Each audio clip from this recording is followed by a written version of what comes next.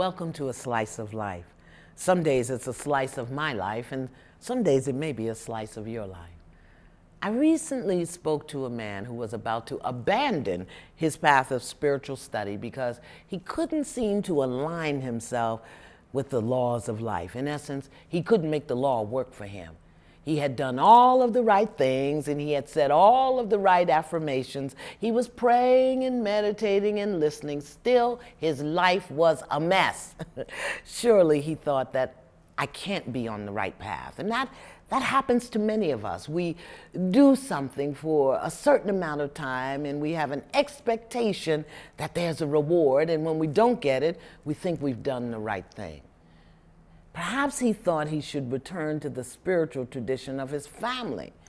Listening to him, I said, been there, done that. I knew exactly how he was feeling. Suddenly I remembered that in the midst of my own spiritual breakdown, a good friend offered me something that I was excited to share with this pilgrim in distress.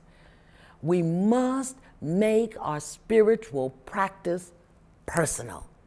It is of absolutely no use to read the words and study the principles and look at the book as if they're magic formulas that are going to bestow something on you.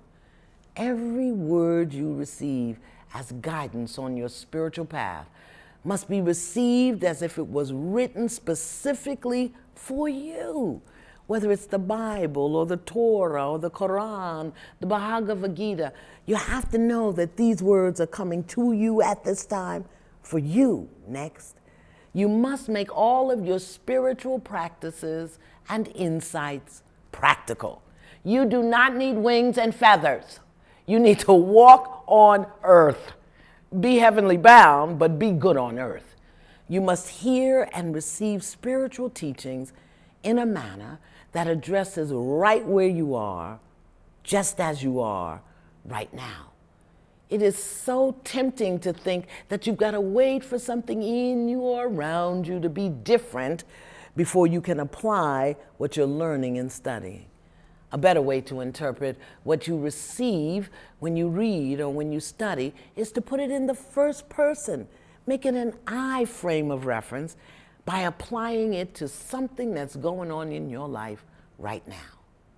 Next, you must believe that the answer to your prayer is possible. Whether you've been praying it for 15 days or weeks or months, or if you prayed it this morning. Because the minute you entertain the thought, just one thought, that everyone's prayer can be answered but yours, the possibility for your prayer to be answered goes right out the window. All things are possible to those who believe. So make your belief and the things you believe in personal and practical, and know that they are possible. Thanks for joining me.